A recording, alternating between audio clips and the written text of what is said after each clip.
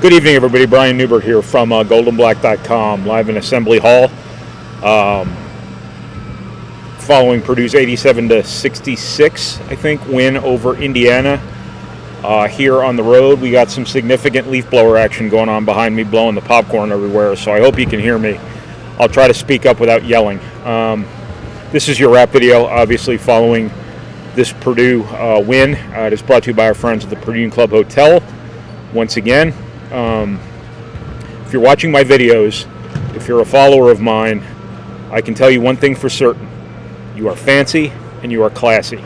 And if you are a fancy and classy individual, I think the Purdue Club Hotel and its associated restaurants and bars are worth your time. Straight to it here, I guess, after I really opened that on fire, didn't I? So Purdue wins 87-66. Kind of the way on paper this game, probably should have gone. I think the thing that stands out the most to me about Purdue's performance here was just its poise. I think in the second half, this game seemed over at halftime. Purdue was up 22 points.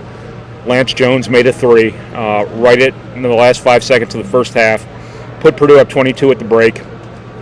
Indiana, the people here had nothing to root for in the second half. Nevertheless, Indiana opens up on a 13-2 run, I believe. Trey Galloway, your 29% shooter, makes back-to-back threes, as is typically the case when you play on someone's home floor. Something like that happens. Brand new ball game. Fletcher Loyer makes a three right at the end of that 13-2 run. Later, they make another run. Fletcher Loyer drives to the basket, gets fouled, makes both free throws. Purdue just never really lost its cool, and that's precisely what I think needed to be one of the stories of Purdue's season here.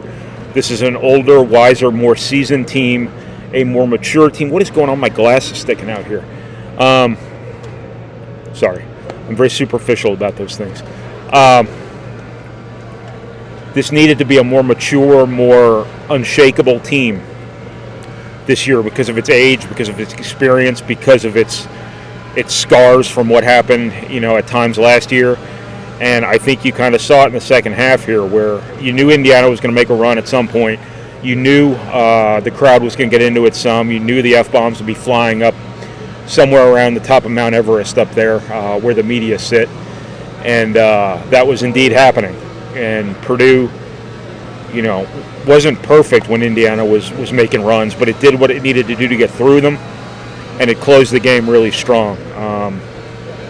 I think Purdue has, long ago established itself as a really high-end offensive basketball team, and this was, some of the best of Ross-Ade. His final numbers, he's not even over 50% from the floor, but he gets, sorry, I need to look at my phone for the box score. This is really compelling television, isn't it? So he gets 33 points and 14 rebounds in, barring anything unbelievably unforeseen, his last trip to Assembly Hall. I'd imagine he and others on this team took last year's outcomes against Indiana very personally, and I'm sure it was very cathartic for him to really dominate this game in his second to last meeting with these guys and his last trip here. I never ever say this is somebody's last trip here or their last this or their last that, because look how many damn 25-year-olds are playing college basketball anymore. You just never know. So don't think I'm suggesting anything's going to happen that isn't going to happen here. I'm just always qualifying everything nowadays. You had a player here at Indiana, Xavier Johnson, who was out of eligibility last year and is back somehow. You have 24, 25-year-olds all over college basketball right now. There's a seventh-year guy somewhere. You just never say never anymore, but never. This was Ross-Ade's last trip here, and he was awesome. He was great. Fletcher Loyer was great. Lance Jones was great. And, I'm not going to say Braden Smith, didn't play the way I'm sure he wanted to play in this game based just off numbers. He was 0 for whatever it was from the floor. But I think he was one miss better than his numbers, because there was a play, and this is something I harp on, but nobody else even gives a damn about. There was a play, he got docked for a missed shot. I swear to God that was a pass. Sorry if that was offensive to any of you. I shouldn't use such terminology, but I swear it was a pass. He came downhill in a ball screen. He threw it up off the backboard with weird spin. He knew Zach-Edey was coming down like a freight train down the lane. For all intents and purposes, I'm calling it a pass. So, do what you want with his final numbers, but that's my stance on the matter. This was a night he wasn't making shots. This was a night where you didn't get the best of Braden Smith as a scorer, playmaker, and Purdue obviously blew this game open without it, and that's a sign of a good, multifaceted team that when your borderline All-America guard doesn't quite have it from a scoring perspective anyway, something you've been counting on all season. Now, he does still get 9 assists. His ability to take care of the basketball mattered more than anything he could contribute scoring-wise in a game like this. His composure, his poise, things like that, that stuff is where Braden Smith wins you games like this, more than his scoring. So don't put too much on his scoring or lack thereof. But I think Edey, Lawyer, Lance Jones were great. I thought Purdue got some good play from their 4 men with a little bit of a difficult matchup in Malik Renaud. I hope I'm pronouncing that correctly. I'm not fluent in French. Malik Renaud. I thought Ethan Morton did a great job defensively. I thought Camden Heide did some positive things defensively. And, Lance Jones is really becoming a really interesting topic, because when you look at Purdue offensively, when you look at the hierarchy, when you look at the structure, when you look at the whole mosaic of things, whatever word you want to use, who's the guy you're going to, surrender open shots to? Is it Zach-Edey? No. Is it Braden Smith? No. Is it Mason Gillis when he's shooting 50% from three-point range? No. Is it Trey Kaufman-Renn? Well, he's not going to take those shots, for the most part. It's going to be, is it Fletcher Lawyer? Hell no. It's going to be Lance Jones. So you kind of take your chances with him, and his volume is way out of whack with anything I ever would have thought would be the case for him this season.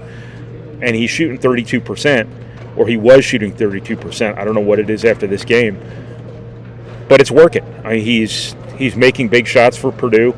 He's showing he can make shots for Purdue. He's commanding respect from people.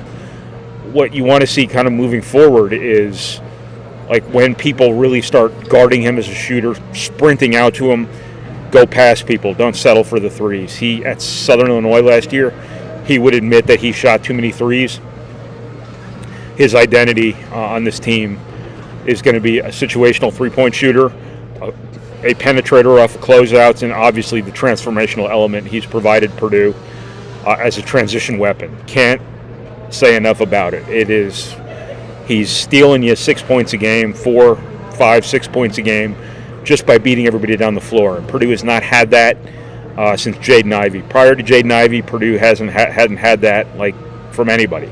It's a very rare asset for Purdue in terms of the teams Purdue's had over the years. But again, as we talked about all year long, this, and this, just right recruit, right time in terms of Lance Jones coming to join this previously well-established Purdue basketball team. He was the perfect recruit at the perfect time, and everything that's happened from the first time I said that to what I just said 8 seconds ago has proven that. You just could not have asked for a better fit from a basketball perspective, from a personality perspective, from an everything perspective than Lance Jones. Just cannot overstate his importance in terms of completing this Purdue basketball team and making this Purdue basketball team even better in conjunction with the added experience that this team has from last season. Just cannot say enough about Lance Jones and what he's meant for this basketball team.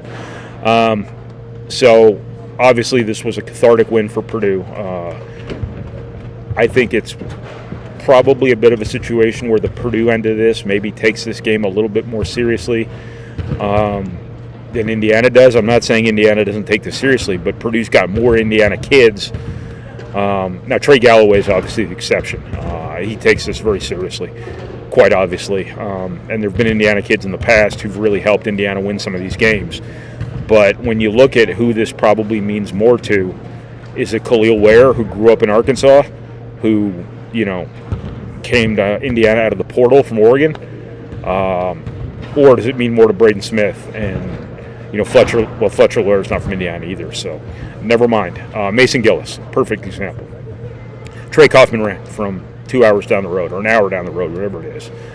It's just, this is really important to Purdue. I don't necessarily mean the players so much as I'm sure you as a stakeholder in Purdue basketball, unless you're rage watching this, probably Arkansas fans. I just think it's probably really important to the Purdue end of this, especially when Purdue's been the steadier program, the better teams the last couple of years, and has let 3 or 4 get away. Now, Indiana was better than Purdue in a couple of those games. At least one of them was a toss-up. But big win for Purdue, something I'm sure they're really enjoying right now, and should, because they played really well. They kept a level head about them when this could have gone sideways. All good. And obviously got the win they wanted to get in very emphatic fashion. And it's not easy to do this here. It has never been easy to do this here. And to win this decidedly and this emphatically is a really big deal for them. But the win is the most important part of this, obviously. So I am obviously just talking myself in circles right now to the point I'm getting dizzy. I'm going to fall out of this chair. So I will wrap that up here. This has been utter nonsense following Purdue's 87-66 win at Indiana. So this is Brian Neubert from goldenblack.com. Thank you to the Purdue Club Hotel for your support as always. Thank you for watching. Thank you for reading. Thank you for listening. And thank you for processing our materials, however it is you process our materials. And I will talk to you guys again this weekend from Iowa City. Very exciting. So thank you, everybody.